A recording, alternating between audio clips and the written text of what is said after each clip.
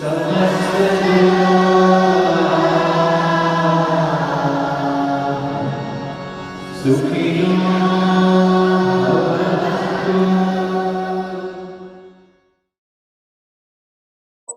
everyone to Mantras for Peace. We're here today with the wonderful Shakti Durga, who is a spiritual leader in Australia, and she's also the founder of the Shanti Mission.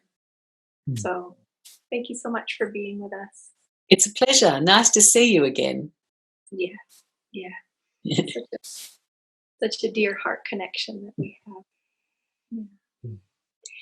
So, as a sister friend in the mission of peace, you named your organization Shanti Mission, which of course means the mission of peace.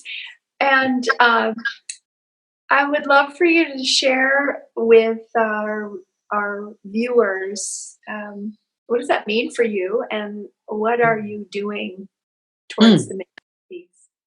Thank you. Well, I think the mission is find peace inside yourself, because I don't think we're going to really find it anywhere else.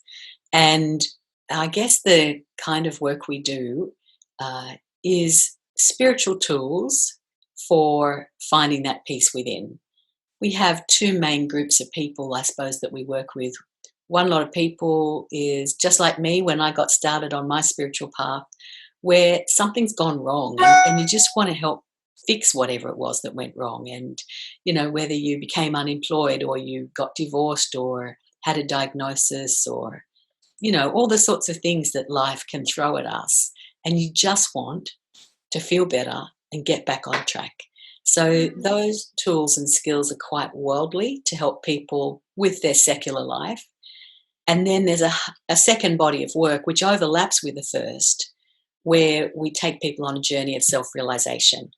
And for those people, they're the ones who've decided, look, I really want to merge with the divine. I really want to find that sacredness within myself, and I want to live from that and for that. And that's number one, even though I still have all these other roles that I need to play in my life, but that's my core vocation. So we have a sort of a more advanced, I suppose, body of work that supports people on that sort of path.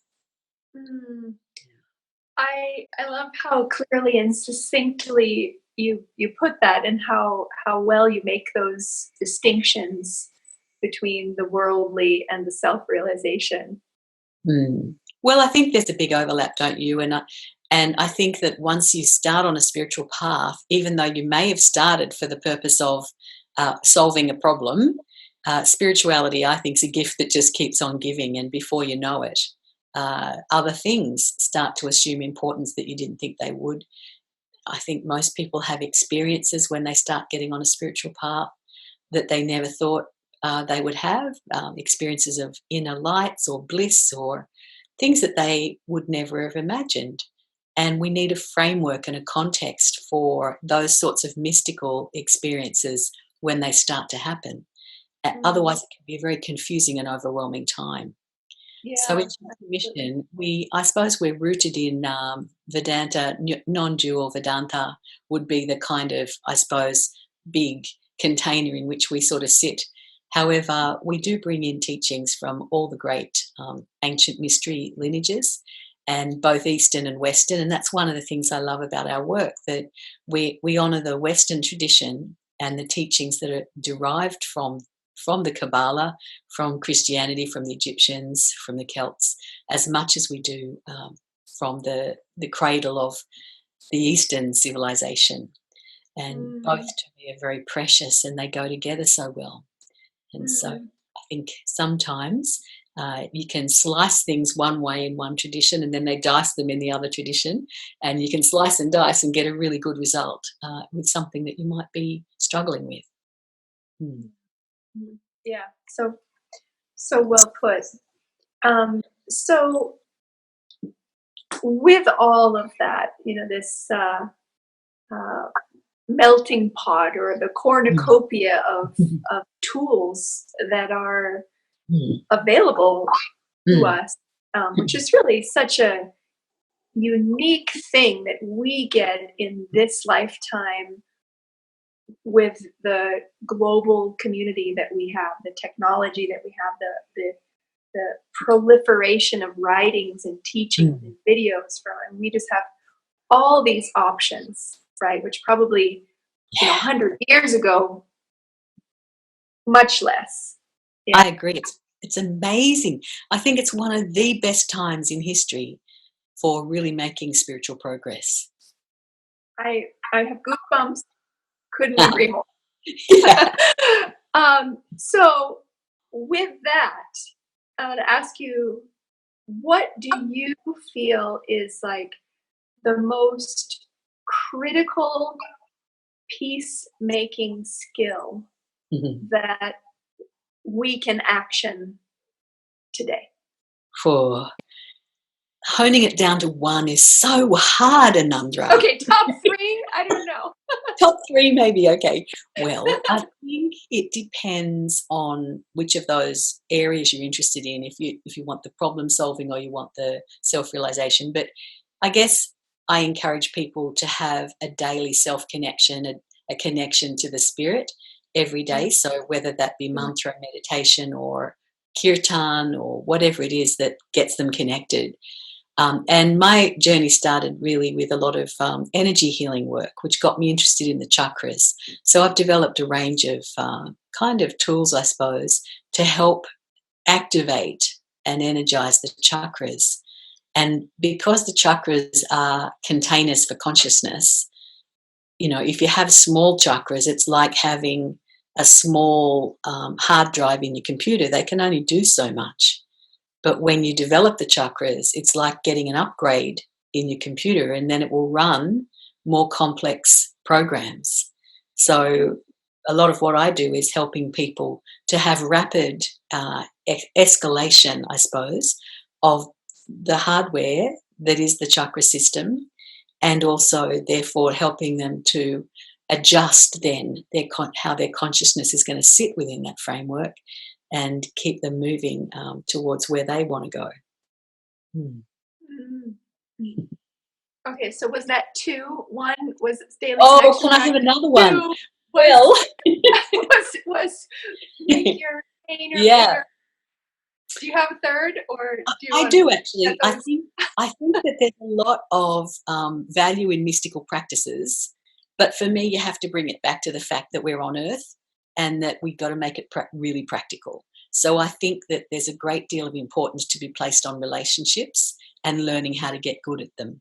And so, again, there's a lot of things deriving from Western positive psychology, and combined with, I've developed a thing called lift meditation therapy. So it utilizes meditation and something similar to cognitive behavioral therapy and Shakti to help lift people out of thought forms, beliefs, and stuck places that they just can't seem to get out of.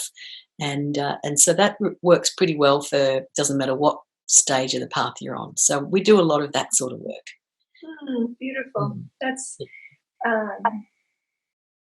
definitely on the mission of peace. Oh, yes.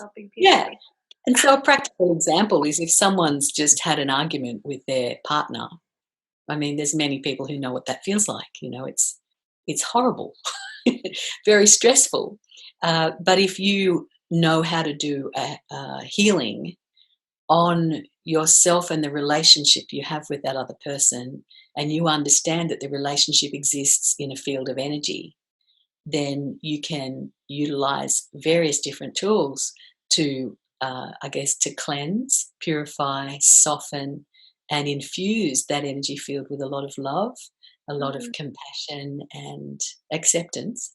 And what happens in the relationship is amazing. The transformation that happens, and the way people can get over things and move forward and have real discussions with each other, because they're not stuck in the quagmire of all the energy and consciousness that's old, but you can't shake it off. So, yeah, it's a fairly fast way of transforming things, because I like things not to be too slow, Get it moving, I say. I'm with you on that one It's the too. Durga in me. I can't Uh, help it. it sounds, so it sounds to me like that focus on, they're calling the energy field. We might also call the subtle dimensions, Yes. the unseen, which I might call, as a sound person, the sound, the unseen vibration Yes. you can listen to. Of course, that all of this work is related to the tools, the sound tools, or the vibrational or energy tools that Mm. help us literally change the causal soup that we're swimming in. Absolutely. So And I think every thought is a prayer, and everything you say is some kind of mantra, but sometimes not very handy, you know. So when we learn real mantras, we can, something of a high vibration can counteract a lot of negativity. So I also am a great lover of and practitioner of mantra. yeah, can you talk a little bit more about that, and about how the practice? I'd like to ask you first about how the practice of mantra has affected you, or that you see on it has an effect on an individual level. And then Mhm. after that, I want to also ask you what kind of experiences you've had in your community with the power of collective prayer or collective chanting of mantras. Yeah. Well, I started long, long ago with someone must have told me about Om Gam Ganapataye Namaha. So I Oh, vaguely knew that Ganesha was this elephant person. I didn't really know much about the story, but I thought, oh well, let's give it a go. And I could tell pretty much straight away that it was expanding my energy field. And I watched when other people chanted it, and I could see it expanding their energy field. And I thought, well, this is what pretty good. did you feel exactly like? A sense of lightness and fullness coming into the energy field. At first, of course, there was that phase of where your mind just wants to come up with every thought that, just like when you start meditating, how your mind does all that crazy stuff. But I could still perceive I have the no idea what you're talking about. no. But I noticed that if you did a few malas of this mantra, that the mind just went on holidays, and peace would reign, and there would just be stillness and emptiness and clarity, and really no thoughts at all arising internally. And of course, that was I practiced that mantra for many years actually, and didn't really occur to me that there would be lots of other mantras you could learn as well.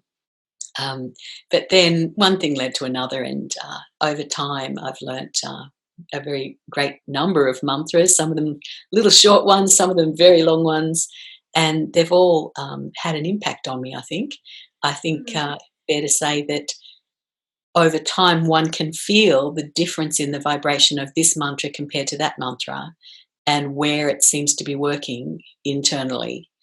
It's a very hard thing to language, but there's a definite difference in the feeling of some mantras compared to others. But all of them are good. So it depends what you're trying to achieve as to what mantras. And very often people's souls kind of communicate what they need, I find.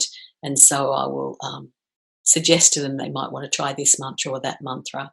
And I always test it because I learned scanning, which is a way of feeling for the energy in a chakra. And if you scan a chakra and it collapses, then whatever's just happened is not good for that person's spirit. Whereas if you scan the chakra and the chakra expands and fills with energy and feels sublime, then whatever's just happened is quite good for that person's spirit. The spirit likes it. And so I test the mantras on the energy field of the person just to make doubly sure that this one really is going to expand your energy field. And so that's how I've worked, I suppose. I prescribe mantras, I suppose, for some people. Not for everyone, but for some people. And Yeah, I'm not sure if I've answered your question. Yeah, no, you did, and I'll just kind of like follow that track for a second, and then we'll bring it back to the second question. Mm, Um, that sense that you have of the mantras being different, mm, I feel that too, of course, and yeah. I liken it often to like plant medicine, where you know how can you really language the difference in the beauty between a rose and a lily and Yes. sunflower and an Mm, orchid. mm, They have a different medicine, they have a different quality to them. yes. And uh, once you get to know them, then you know what they might be good for, or you can kind of intuitively connect with them like friends. Indeed, I Yeah. agree. And of course, we know that they're connected with the deities. Many of the mantras are connected to deities, and people say, well, how can that be? How can that be non-dualism if you're talking about deities? But for Mm, me, I see the divine in everything. I see that there is an omnipresence, and that it can appear as anything. It can appear as you and me. It can appear as the rose, the lily, and the sunflower, and also as the deities or the angels or whatever else you want to call them. And that mm, these are real forces that exist in nature, and they're very benevolent and loving. And to connect with a deity like that, um, one gets such an uplift in the way one thinks.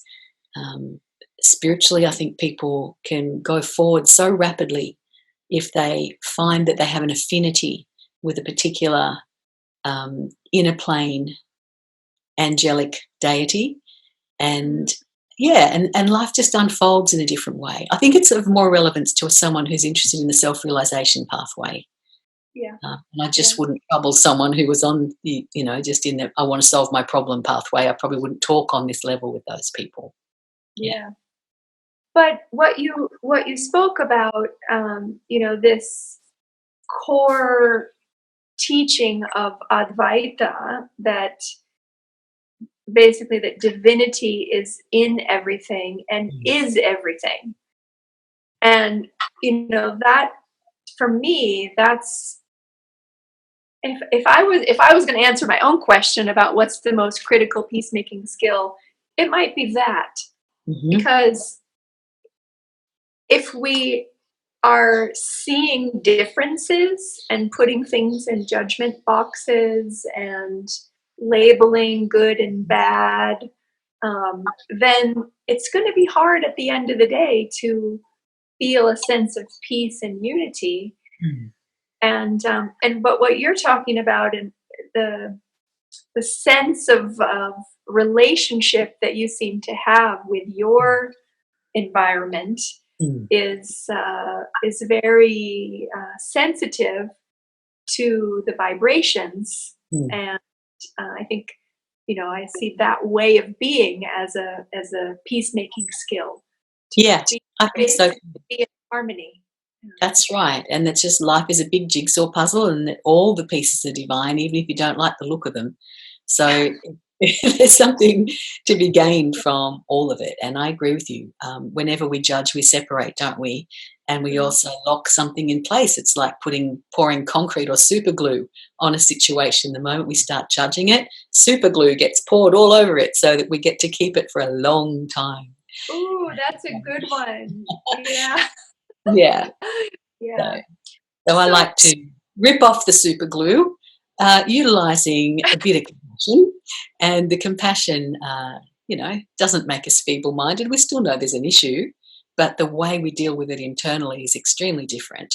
And I think mantra can be very, very helpful to shift one from a place of judgment. You've got steam coming out your ears about something, sit down and do 15 or 20 minutes of mantra or more, and you'll find yourself becoming so calm and peaceful that it does take a lot of the sting out of the situation.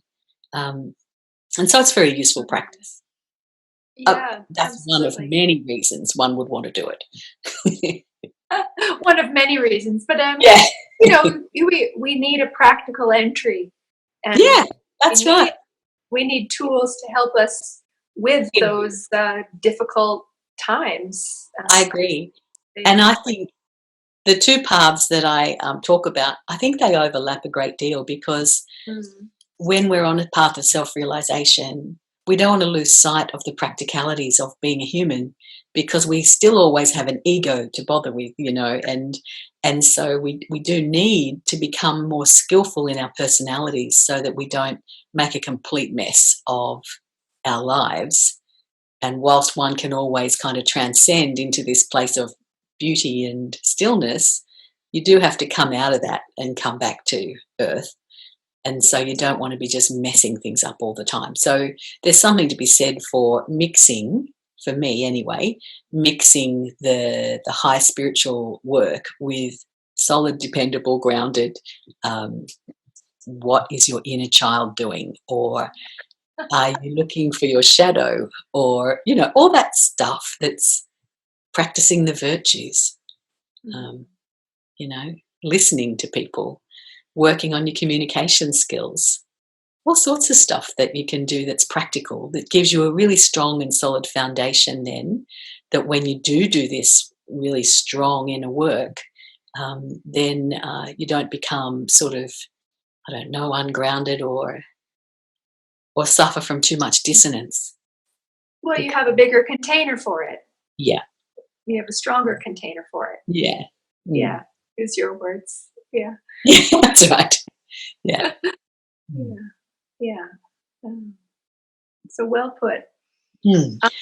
I would also say that when mantra is being utilised, it's very helpful to receive the mantra from someone who's already been initiated into the mantra or who's practiced it for a long time, because just by the transmission of energy, one can speed up the usefulness of that mantra practice substantially. And, within a few weeks, people can derive huge benefit from something that if they didn't have transmission, they'd probably have to spend a much, much greater amount of time with the mantra before they derive the sort of benefit that I'm talking about. Yeah, absolutely. Absolutely. Mm.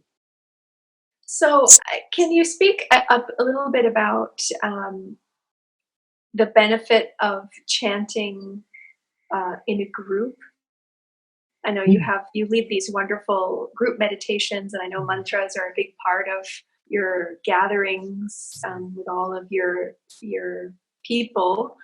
And I'd like to just hear about your perspective on what is the power, what is the potential of uh, chanting as a collective. Mm. Well, I think that just as meditating with a group makes it stronger, I think that chanting with a group makes it stronger as well. Anyone who's had the experience of chanting in a group will, I'm sure, agree. And we use two different forms of chanting. One is melodic, so kirtan and other musical expressions, and also just normal kind of mantra practice as well. Mm. And in this Mantras for Peace project, we're encouraging people to chant peace mantras, especially the Lokaha Samastaha Sukhino Bhavantu mantra for all the beings in all the world. Ah, beautiful. Mm. And we're inviting people to tune in to what I'm calling the Peace Channel. So to hear and listen and feel and know that there are thousands, maybe millions of people chanting this mantra in the great tradition every day. So Wow. I wonder, since you are an expert in energy sensitivity and energy healing, do you have any tips for people when they're doing their own private home practice to tune in, tap in, connect with that channel which is going on that everyone else is also contributing to? Yes, I think that there are a few things we can do to get into the practice more quickly. The first thing I would usually suggest people do is some pranayama.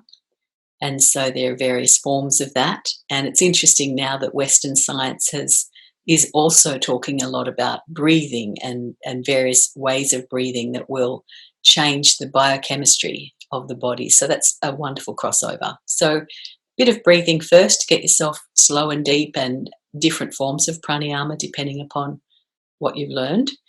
And then secondly, I like to envisage that there's a pillar of light above us going to the sort of the Milky Way, or the infinite, or to a deity if you like, or I like the infinite myself, and that it's from infinite light, and you pull it in through the top of your head, down through your body and into the earth, and then pull the earth energy up through your body and send it up to the infinite, so that you actually are activating sushumna internally as you do this. And it starts to become a very peaceful practice of itself. I wonder also, because I've had the great pleasure of getting to know some of your students quite well, and I sense a kind of underlying value of service and contribution, and in your organization, and I wonder if you could speak a little bit about that. Sure. Yeah, and Well, especially for those people who are in the fix my problems stage. okay. How does service link into that? How does service also benefit them? For someone who's in the fix my problem stage, which, by the way, I was only in it for about 20 years, that stage. I think I'm still in that stage to some extent. Depends on the day sometimes. It depends on the day. That's right. But to me, service is one of three levers we can pull that helps us with any kind of karmic baggage that we're carrying. And frankly, we're all carrying karmic baggage of one kind or another. And if we give, if we forgive others, and if we serve, doing something that another person will derive benefit from just to help them, then what happens is we tend to find that our karmic grace bank account becomes more fulsome, and it tends to counterbalance any negative or debts that we might have. So in the merit and debit kind of system of karma, I found it very helpful. And in fact, I found sometimes that people just can't overcome certain issues or problems. I remember a lady who came to me one day for healing on her kidneys, and she'd had a terrible time, and she'd been to a lot of doctors working. And when she came for energy healing, her kidneys would not take a charge of energy. And so I sort of scanned and perceived and felt, oh, this is a karmic problem she's got. That's why it's not healing, because you can't heal something if there's no karmic grace to allow that healing. So I suggested to her that she go and do service for 6 months. And then I said, look, I don't think there's anything else I can really do for you, but go and do service for 6 months and then come back. And she said, I don't want to do that. And I said, well, it's just my opinion. I think this will really help you with your karmic issue that is sitting in your kidney right now. Anyway, she did. She went and she found all these ways to help people through other organizations. She did all this great stuff. She came back in 6 months, and we did another healing, and the difference was like day and night. The energy was able to be pulled out of the kidney, and a vast amount of healing took place in about a half-hour session. But had she not done that 6 months of service, I don't believe she would have had any benefit in the healing. Yeah, so I think it's a very, very important part of our spirituality. And then when we start to do service, we start to realize how good it feels, and it just becomes a way of life, really, I suppose. And I think for those who are on a self-realization path where that's your thing, then your service becomes the mainstay of your life, and whatever else you do, like earn an income, is to enable your service rather than the other way around. You know what I mean? It just becomes a different framework through which you live your life. I've found anyway. Yeah, I really so glad that I asked that question because I had a feeling you were going to put a really good spin on it. That even those who are looking to fix their problems, doing service. I'm going to rephrase you. I'm going to take it into like it kind of tenderizes the subtle body to be able to receive grace. Oh, I like that. I might borrow that. You can take it. It's yours. It's very nice. You said it balances your karmic bank account, which is one other brilliant way to put it. But I think that's such an important thing because a lot of people out there are really just struggling to survive. Yeah, they are. I mean, it's tough for many, many people, and particularly if you are ill or you feel that you don't have anything to give or you really don't have luck and you're just really exhausted. It's like, well, what can I do? How can I serve another person when I'm in this state? And so my answer usually to people in that situation is, look, you can pray for someone else. There's nothing stopping you from praying for another person, or you can do a couple of malas of mantra and ask that the merit from that go towards another person. Well, that's a way of getting you in the flow of receiving, because as we give, so we receive. And usually you give 1, the divine gives you 10, or you give 10, the divine gives you 100. So it's a great way to start receiving is to give something. Yeah. And that's what the Mantras for Peace project is really all about. Because we can, I know what it's like to be struggling mentally to keep afloat, and there's so much depressing, terrible news that often it can be very easy to slip down that slope into hopelessness. And I just love the way you put it, that even if you're struggling yourself, and you have a lot of problems that need to get fixed, dedicating some time into doing service, and which, praying for someone, chanting a mantra is a service that you can do even if you're laying up in a hospital bed. Yes, and in fact we have many people in Shanti Mission who do just that, when they are in those situations. But it's an interesting point you raise about, the world is becoming very polarized. There's the pro and anti lobbies and not much in the middle these days on debates on so many different things. It just seems to be so polarized. And generally speaking, people want to make someone else wrong, so that this is happening on a world stage. It seems to be happening all over the place, that this person's wrong. How dare they? How dare they do that? How dare it be like that? And the issue is that even when we're really on a spiritual path and we know about unity, we find ourselves being drawn into polarity. It's not me, it's you. It's do you see what I mean?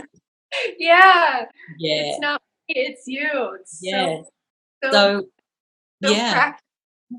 Yeah. That's right. So I look at, at the moment there's those fires in the Amazon, and it looks like there's some people who set those fires deliberately because they want to clear their land for farming purposes. And, people all over the world are going, oh my God, this is terrible. And it is. It's totally terrible. But I don't feel it's going to be helpful to blame them, because they're operating within the confines of their own consciousness at the moment. So how do we help them to change that consciousness to come from a place that's more inclusive? Well, the only way to do that is include them, not isolate them by judging them and putting the you over there are the bad person that's a demon, and I over here are the angelic person who wouldn't do anything like that. And so whilst that may be true, that if you owned that land you wouldn't burn it, how can we help that person's consciousness expand, or how can we help to be part of the solution instead of gluing in place the problem? And so for me, I always feel that we have the option always to send love, because truly I've found that light or ideas and rational logical arguments will often fail in situations like this, because those people are living in a different paradigm. And so what you're saying doesn't make sense to them, and they think you're wrong, and that you're actually the demon and they're the good guys. Do you see what I mean? And it becomes intransigent. But when we can just connect our hearts with those people, when we can come from a place of love, I always think that that's Mother Durga's ultimate weapon is love, and it's the same in the Western mysteries. Lord Jesus taught it. The Christ consciousness is very much about unity through love. And so as we open our hearts and pour love on a situation, what I've noticed is it strengthens what's good, and it tends to weaken that which is not good, if you understand what I mean.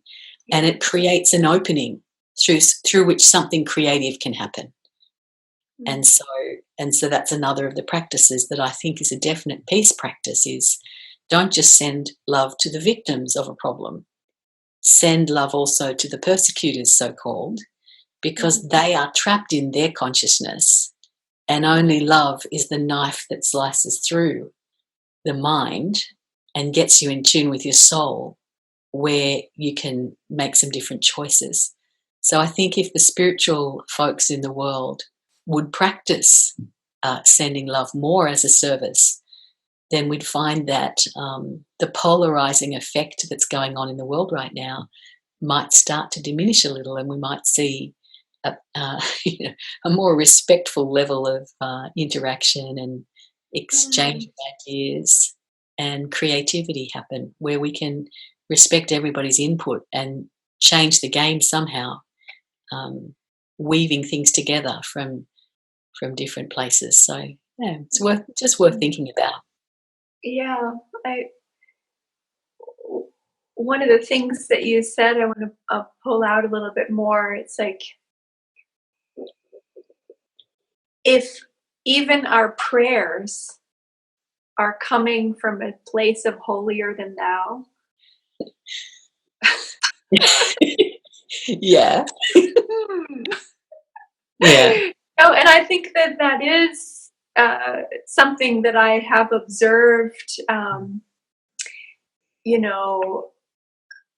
call it white privilege, call it spiritual bypassing, call it what you will, to give it a terminology.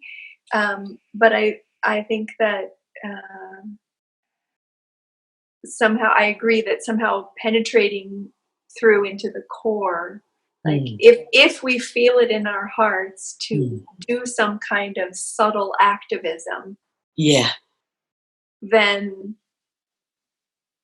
we can't just stay in our lofty tower. We need to get down in there and get our hands dirty, and actually feel the feelings and connect with the vulnerability and be willing to actually see both sides of a conflict and bring love to both without polarizing further.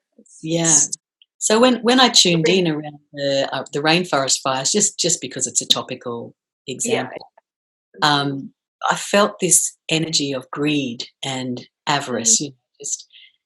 And as one of the prime ministers over there said, all these other countries, you've already cut down all your forests. Why shouldn't we? You've exploited your stuff. Why shouldn't we? And so I felt that energy of greed and avarice. And it's very interesting to go, oh, you terrible people. But instead, I think a more reflective and probably helpful thing to do is go, okay, if that's showing up in my world, where's that in me? And then go on a little internal inventory and find the greed and avarice that'll be sitting there somewhere, sort of lurking away, and tidy it up, like really tidy it up. and forgive yourself and change whatever needs to be changing in yourself, and then send the blessing of what you've just done to those people, if you see what I mean. So that you're saying it's not your problem, it's our problem. It's in all of us. Let's heal this through, as you say, subtle spiritual activism. So instead of saying it's not you, it's not me, it's you, you're say it's us. It's our shared responsibility. I agree. And I think one of the biggest differences between the consciousness of, like before I got on my spiritual path, I was a successful person in the world. I thought I was a good person doing good stuff in the world, which was kind of true. But I was also really unaware of so many things about myself and my motivations and so forth, because it was all subconscious. And I think the biggest difference between what I would say is the usual worldly consciousness and the mystical consciousness is that in the mystical consciousness, one has to just accept that everything that one experiences in one's world is self. And and if we do that, then we kind of stay honest in a way, Oh, look, self is doing that. And sometimes self's doing some rockin' stuff. Like, it's awesome what self is up to. Like, self is over there in a red dress looking very gorgeous in India doing this interview, Self. It's just another part of self. And so, but then self is also burning down the rainforest. So what are you going to do? What inner work needs to be done? So that instead of seeing self as just what's sitting inside this skin or in one's aura, then self is everything that one perceives. And then one has some form of capacity to engage with that and bring some meaningful change. So it takes discipline. It really is, I think, a path of a lot of discipline and insight. And mantra can really help you in those confusing times to ground the spiritual energy and to just sort of pump the mantra's effect into a situation as well as a gift. Yeah. Beautiful. Well, that feels like a really wonderful note to complete on. And is there anything else that you would like to share? Well, I think we've just about gone around the world, haven't we? We may as well leave it there. Always nice to connect with you, though, and fellow traveller. And thank you so much for the opportunity to speak with you. Such a blessing. I'm really glad to be able to share. You just have this way of making these great little nuggets that are so easy to understand. So thank you. I hope all of you, our listeners and friends watching this, will also give your subtle gratitude to Shakti Durga and check out the work that she does. Beautiful. Thank you. Thank you.